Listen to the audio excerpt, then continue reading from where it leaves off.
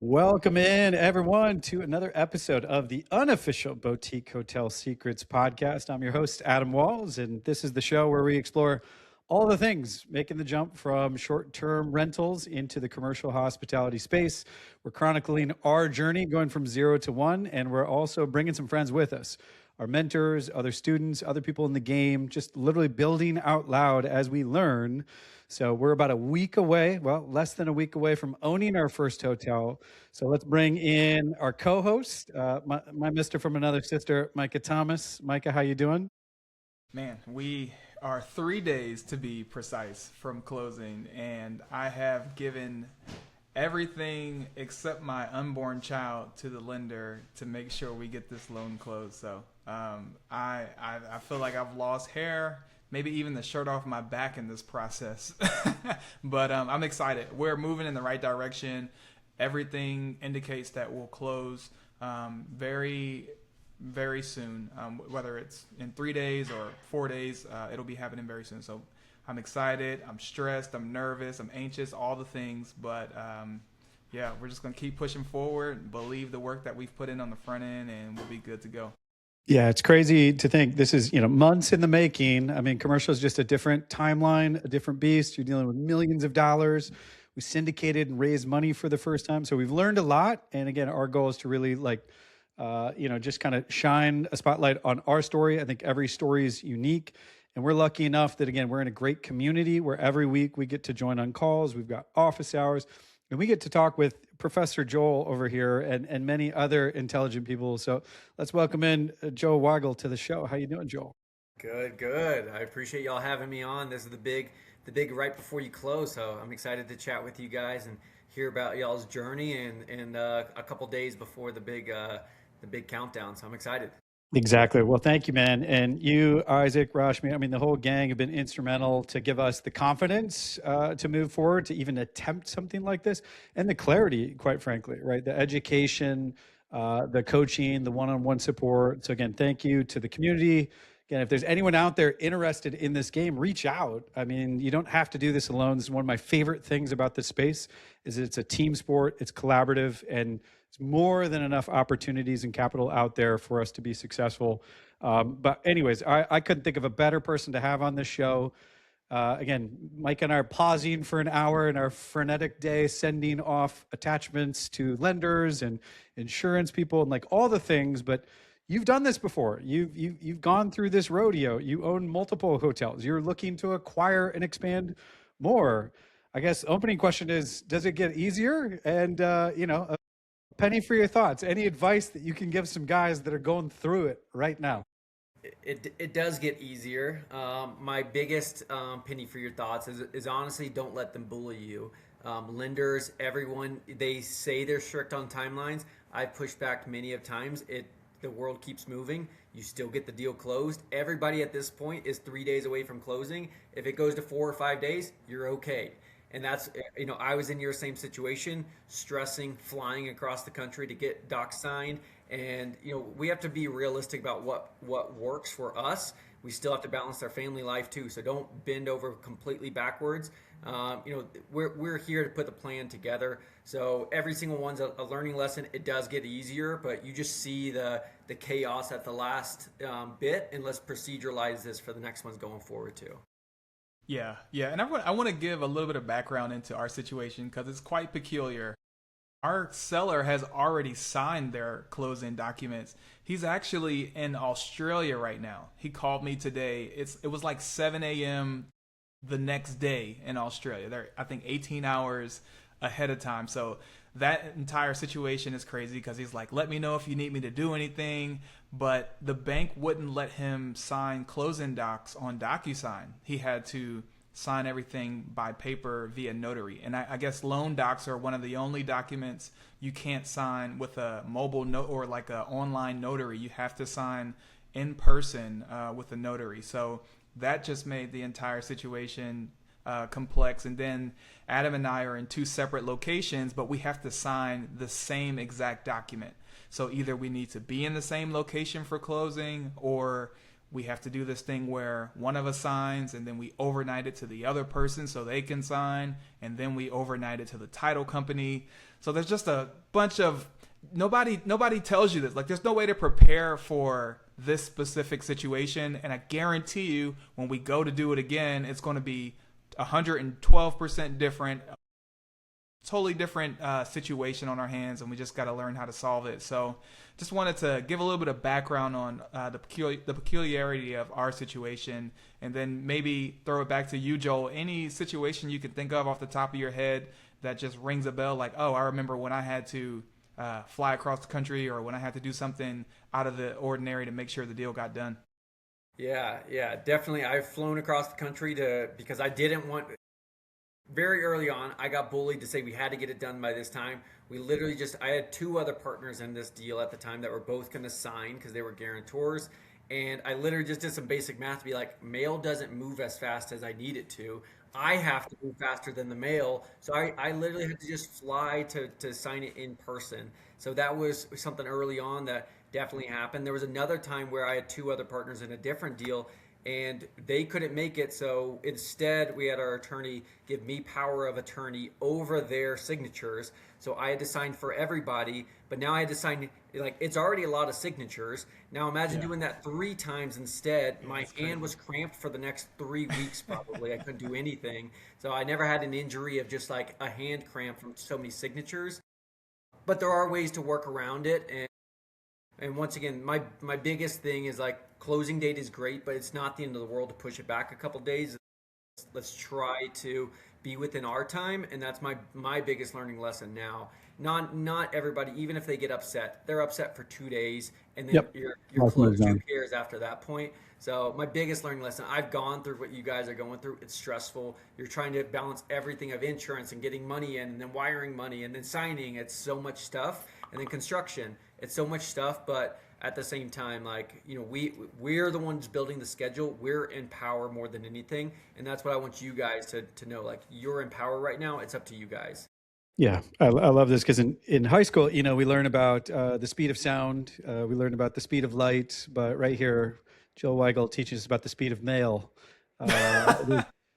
There's a calculation in there somewhere, but this is stuff you don't think about on the front end. But again, we're problem solving, we're staying adaptive, we're moving, and I love this advice of don't let them bully. Because I remember, Micah, just even a couple weeks ago, you know, when we said, hey, our PSA expires on December 20th. We got to get this done. Can we do this on December 15th? And it was like, oh man, not really.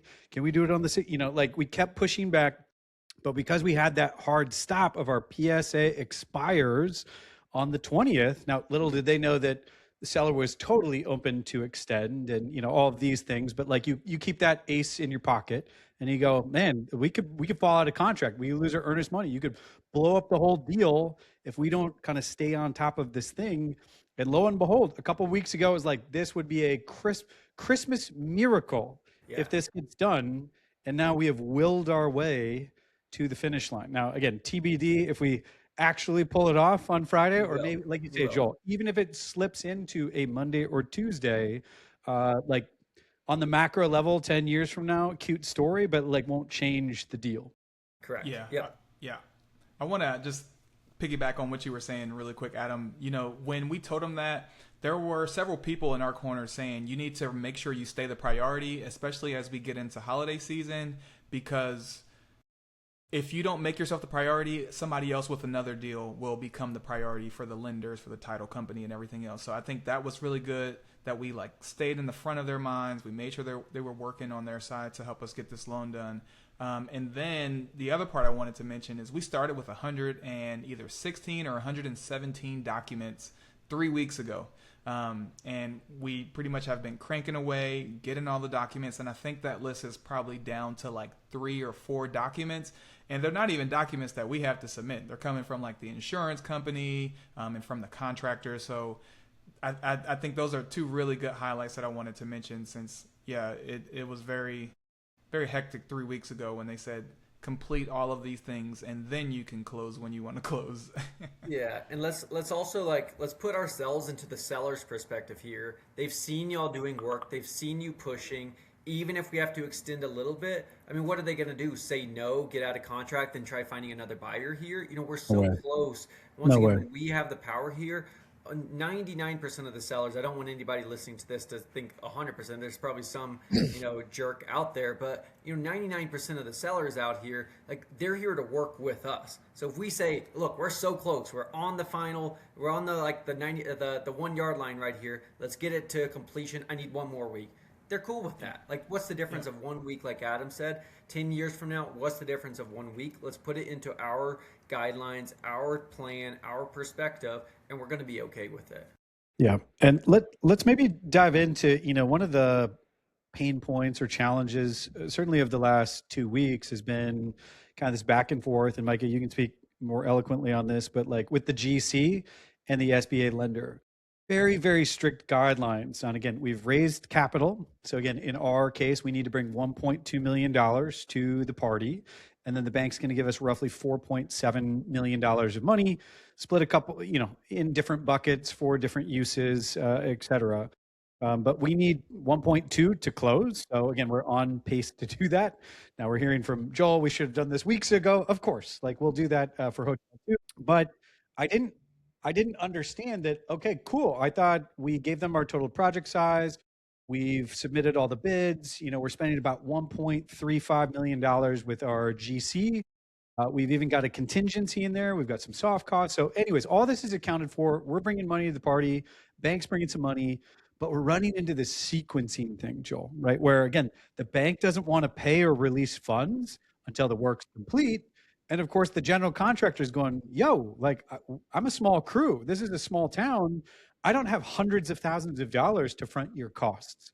And so I'm curious, again, we can dive into this deeper, but have you run into issues like, I gotta believe that you've run into and overcame issues like this. So do you have any kind of general guidance or any stories that you could tell about the sequencing issue of the money is there, but we have to be really careful about how it goes from A to B to C to make sure that we're compliant? Yeah. So understanding really from the lender's standpoint, most lenders are going to give money based off of what's called like a construction draw.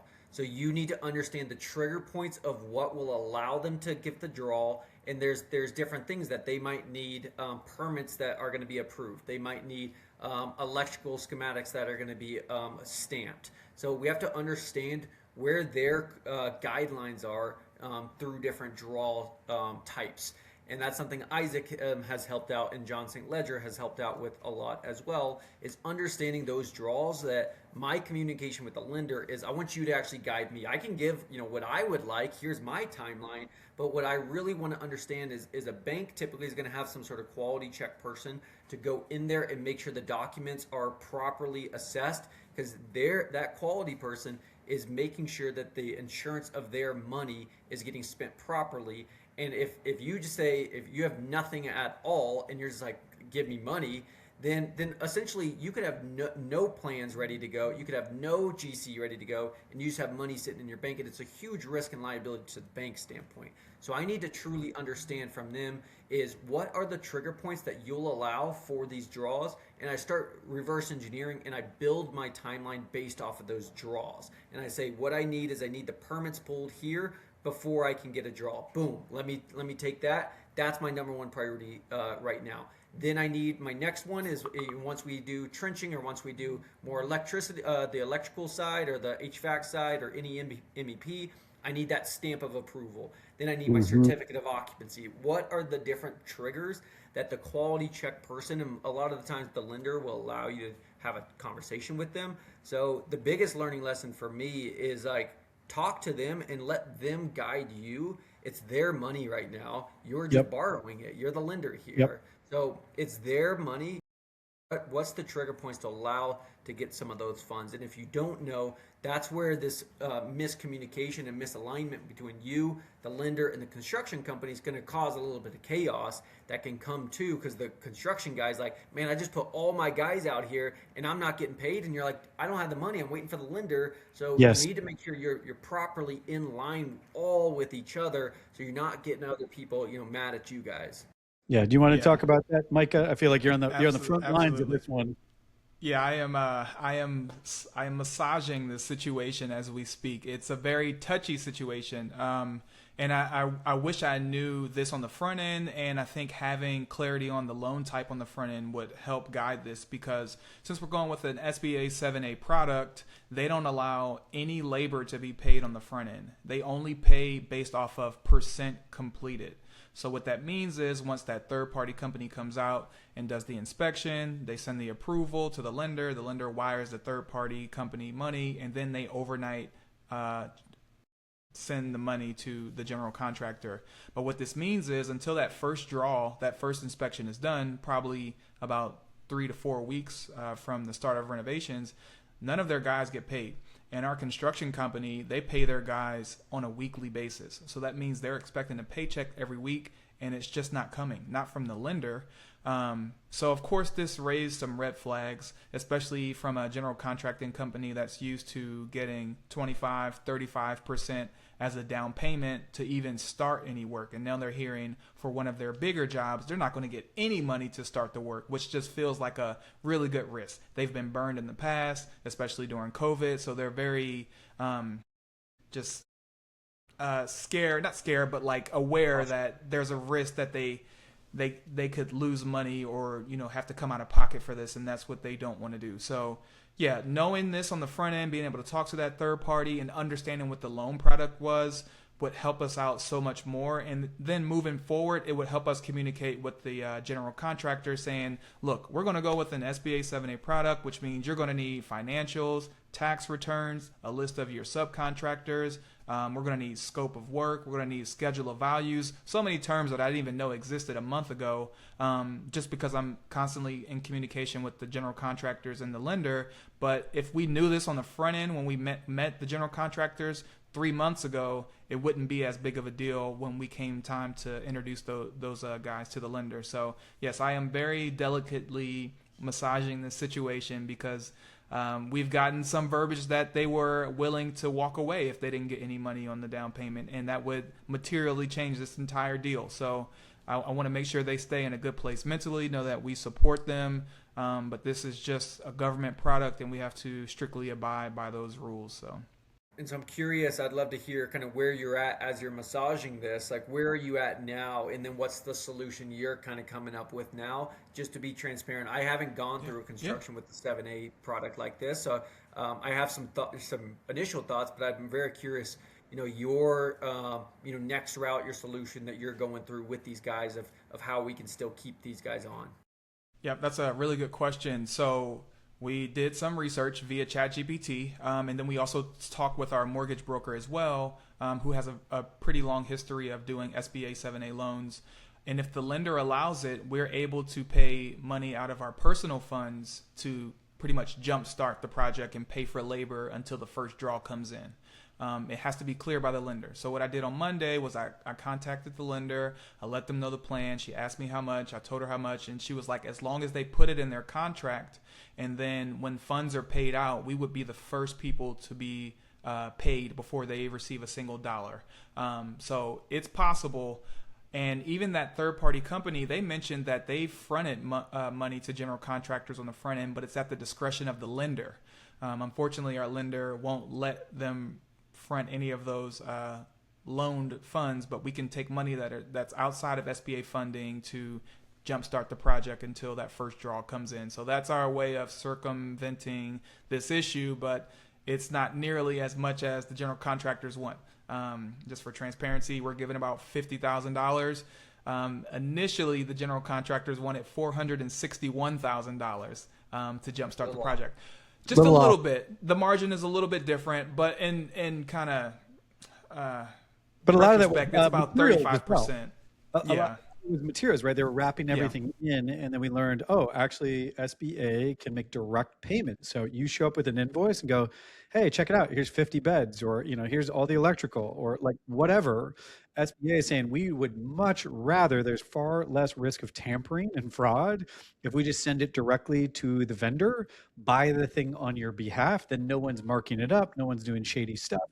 And boom, then all of a sudden they don't need 400K Because if 200K of that is materials, okay, you're going to replace our roofs. Cool. What do you need? Let us buy that for you. Yeah. And then what are the soft costs, labor costs, admin, et cetera. But this was a very illuminating process to go, we can't use money that we've raised and the bank's not giving us money. But when we just kind of like reasoned it out first principles, right? It was like, well, if our construction overruns its budget, like the bank's not giving us any more money, so we got to come up with money. So at Yeah. the end of the day, like as GPs, it's on you to figure out how to pull this over across the finish line, and either that's with your own capital, it's by talking to more private investors. I mean, there's always a way, but I think this has been a great learning moment about, boy, like, how do you get this tricky situation done in a compliant way for all parties and to make everyone kind of feel whole. And at the same time, Mike and I have been sending out checks left and right. Our bank accounts are hot, Yeah. overheated, almost empty. We're ready to turn this thing called a hotel on. It's like a vacuum cleaner. Like we've been on blow mode for like a half a year. Yeah. We're ready to Yeah. reverse it and get some suction again to have some money coming in. But this is very real at the, we're days away. And if all of a sudden, you're short 50K, 100K, whatever, like it might be coming out of your pocket as the GP or sponsor. Yeah, I was curious.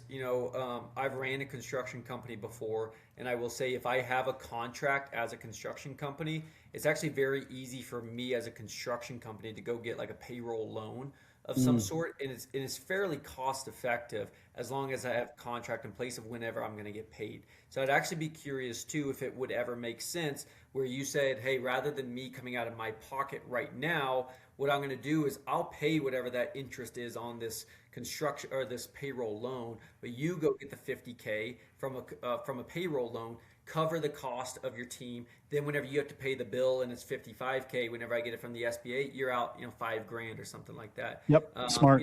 Just trying to like think of a solution. But I've ran construction crews, and once again, if I had the contract in place, they love handing off money to people who have an actual contract signed that the money's Yes. going to come in later, and it's very, very common for construction companies to be very heavy on the front end, and they can't cover all of that right away. So that type of loan class is very common for a company like that. But I also don't want, you already have like an agreement with them. I don't want them coming more out of pocket on something they were not Right. aware of Yeah. at the beginning. Yeah. Yeah, that's really good to note, and something to really kind of keep in the back of our minds when we're working with contractors who may run into this issue again if we were to use an SBA product, which I pray we never have to. But yeah, that's good to know. I would say the one good thing about SBA and maybe about other loans, you may know better than us, Joel, but they're willing to count a lot of our upfront expenses towards equity injection. So we're talking about property inspection, survey, lawyer fees. A lot of that can be counted towards our equity. So that comes as a relief, because initially we thought that those funds were kind of just upfront costs that you as a GP has to front to make sure the deal gets done. But now that we know that can be used as equity, that comes as a relief. Yeah, a lot of the government-backed loans, the USDA will do something similar as well. The SBA will too. If you go traditional, though, it is a different story. So it is definitely, like you said, it's one of the positives of going that route, that a lot of commercial loans won't have that process, but USDA and SBA will. So it's definitely Nice. Well, where do you want to take the conversation next, boys? I mean, we can talk about. I mean, gosh, I feel like we've sat through 1,000 demos.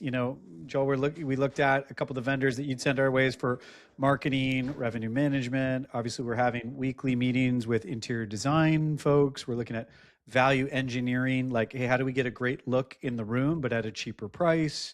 So, I mean, there's just a billion things, it feels like, that we're trying to consume, that some of these things we need to do in a matter of days. Some of these activities, like Micah, again, we might be doing like a 8-week kind of marketing masterclass boot camp thing, right? Some of these are kind of midterm, right? And some of these are long term, right? It's like, hey, even if this doesn't work for this hotel, because we're going to be buying, acquiring and renovating and repositioning 3 hotels over the next 5 years. It's still great to kind of increase the Rolodex, plant some seeds, introduce yourself, and maybe for future projects we get to work together. But anyways, I don't know. I'll open it up to either of you. I think there's a dozen different directions we could head in, but I personally feeling a little overwhelmed on just like all the things and all the vectors of projects. Yeah, I mean, I can start it off. I've signed Adam up for about 40 demos at this point. I literally geek out about operations, which I know sounds crazy, but I love learning about like different operating systems and what works best and what integrates better. And if I hear deep integration one more time, I don't know, but it's interesting. So what I will say is we met with the general manager who's on site for the first time last week. That was I don't think the conversation could have went any better. It was awesome. Immediately bought into our vision. She's so happy that we were owners. She wasn't quite satisfied with the current owners. She loved them, but just I guess she had made suggestions and they didn't really take any of her suggestions that could have been beneficial for the property. She also mentioned that before the current owners, I guess the original owners maybe, they ran the property quite well and they had really good revenue. So that was reassuring to hear that the property can in fact support such a high amount of revenue and occupancy. But I think, and we have a meeting with her later this week, I think the first goal for me is to continue to get her to buy into the vision, allow her to understand what changes are going to happen, not just from an operational standpoint, but also from like a renovation and construction standpoint. We're going to be partially open, so it's important that we handle damage control and we understand what the property is going to look like while we're going to have contractors on site as well as guests. Is that going to lead to a bad review? Is that going to lead to us maybe doing more to accommodate guests while we're there? So I really want her to understand that. And then we get into like the tech stack. And right now they're using a physical key to unlock each of their doors. We plan on going to pretty much fully keyless and autonomous for check-in, where you can get a code sent to your phone, you scan your ID, you enter your credit card information, and you get access to your room. Basically, the Airbnb model that the younger generations know quite well, but that's just something that this property has never seen. So getting her to buy into the new age of technology, getting her to buy into the new systems we're going to implement, being able to access a centralized location for her SOPs, her fail-safes, what to do if this happens or that happens. Right now, she's glued to her phone 24/7. If something happens at the property, they call her cell phone. So she really doesn't get any sleep if something happens. And that's not necessarily how a property should be ran. So while she loves this property and she's put her heart into this property, we definitely want to implement some better systems and operations so she can get a good night's rest and pretty much take a break. She's been there for 11 years and doesn't seem like she's taken a break since she's been there, and that's just not how we want our employees to operate. So I'm wondering if you had anything else to add to that, Adam. Well, let's call our shot right here, as Joel would say, one of his favorite phrases. But I even sent this to you right after we talked to her. I text Joel and said, "Man, lovely human being. This is gonna work. Like you can just feel it, right? Some people like you're not sure. Like no, like Roberta's awesome. This is going to work. So much pride of ownership. She's so excited about where we're going, and she gets it. She said when she sells a room for over $100 now, she wants to go hide. She's literally embarrassed by the product that she's got. But 10 years ago, she used to she'd it was like a little competition. Like how much can she get for a room? $200, $250, $300. Like she was doing this on the regular. By the way, the Hyatt Place, the market leader, when the entire town sells out, like this hot air balloon regatta that I'll talk about in a moment, $700 a night is what the Hyatt's pushing. And again, when we pitched, hey, we're going to go from kind of a 1-star budget economy hotel to like a 3, maybe a 4, her response, we're delivering 5-star, baby. Like we will be the #1 hotel in Page, Arizona. So back to calling our shot, one of the things that I want to do, and I'm willing to like go on record with this, and I don't know if it's this year or next year, but the dream is to send her and her fiance to Albuquerque for the hot air balloon regatta, right? She has not had a proper vacation forever, or Mike and I might dream about like a cruise for her, but like you talk about using real estate, not just to solve money problems, but like to inspire and do crazy cool things to change someone's life in a tiny bit, like if we can break her away and give her a vacation that she's needed to have for a decade. She's overdue on this thing. She's overworked. She's tired. And she just hasn't had somebody step in to kind of create something like this. So the idea where this came from, by the way, is for 10 years at this property, she was very passionate about sponsoring hot air balloon pilots. She'd give them a free room. So kind of like, hey, here's kind of our pledge to you. And typically they bring friends and family. And every year for 10 years, they sold out their property. 50 rooms, all rooms occupied because they gave 16 away. This year, under current management, they said, you know what, we're kind of losing money. Times are a little bit tight. I like the idea, but let's not do that. Let's tighten the belt. And this is kind of, there's two ways to kind of win in business. You can kind of either grow the top line and kind of grow through revenue management or like cost reduction. This was a cost reduction strategy. And not like she was saying, I told you so, but literally the big weekend came and went in Page, Arizona. Tens of thousands of tourists come here to check this out. They were empty. They didn't sell a single room over the weekend.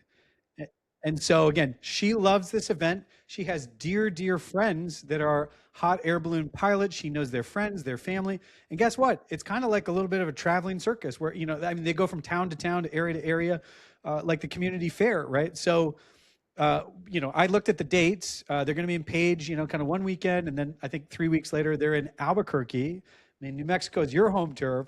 So we thought, and coming back to calling your shot, like I think Micah and I are going to put Roberta and her fiance in Albuquerque with her phone off to enjoy a well-deserved, well-overdue vacation. Didn't know that. I've done that one, by the way. Have you done the Cappadocia, the Turkey one? Holy. I was thinking about proposing to Minha, my wife there, but and ended up doing that in Italy. So Such a bad option. Less hot air balloons, but also kind of magical. Okay. Do you know a guy with a property that we could put her up in the Albuquerque area? Okay, I like it. All right. Let's have your people talk to my people. Yeah, and I think I even told her she's our biggest asset. She's been with the property for 11 years. She's been through 2 different owners. She's seen it at the height and she's seen it at the lowest. She's seen all the damage and the repairs and the traffic that comes through Page. So if anybody knows the property, it's going to be her, and she's very passionate about it. So it's interesting. We had that call and we asked, like, what are your biggest bottlenecks? What are your biggest issues? And she went down the list and named everything we planned on doing in renovation. She was like, you got to repair the roofs. We already knew roofs are at end of life and we're going to repair or pretty much replace all the roofs. She was like, the bathrooms are ugly. Falling. One was falling. Yeah. She literally Since you guys were here, here's a picture of the ceiling falling. Yeah, that's where we'll get that on camera. You can tune into one of our Instagram stories. You'll be able to find that soon. But yeah, and then she said like the bathrooms were ugly, and we were like, yeah, we planned on remodeling the bathrooms. She's like, they got carpet that's probably older than me. She's like in her mid 40s, and we're like, yeah, we plan on getting rid of all the carpet and going with LVP. So it was just interesting to hear. She's like, I just need, like, the property needs a facelift and the infrastructure just needs to be more sound. And then I wouldn't have to hide under the desk to sell a room for $100 a night. I can go back to selling these rooms for $200, $250, maybe even $300 during peak season because I'm proud of the product that I have. And right now she just can't do that. So it was very nice and kind of reassuring to hear a lot of what she was already mentioning we should change. We had already budgeted and underwrote to get those things done to make this a much better property. So just wanted to highlight that as well. Yep. And let's, I think for the final chapter, I'd like to know, so let's fast forward, Joel. It's Friday. We close on the hotel. I mean, first 30 days or first 3 things, like what's on your mind first when you get the keys to a property? And again, it's a significant transformation. It's going to take some time, but what are you focused on first? Mm-hmm.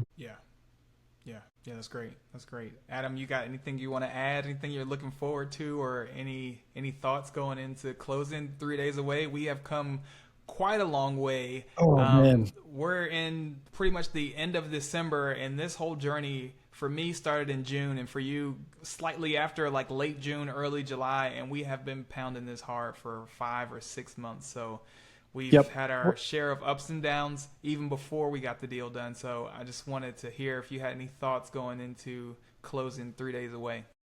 Well, I would say, I mean, I think this is classic for an optimist, but or also maybe has some similar traits to a procrastinator. Like you overestimate how much you can accomplish in a given period of time.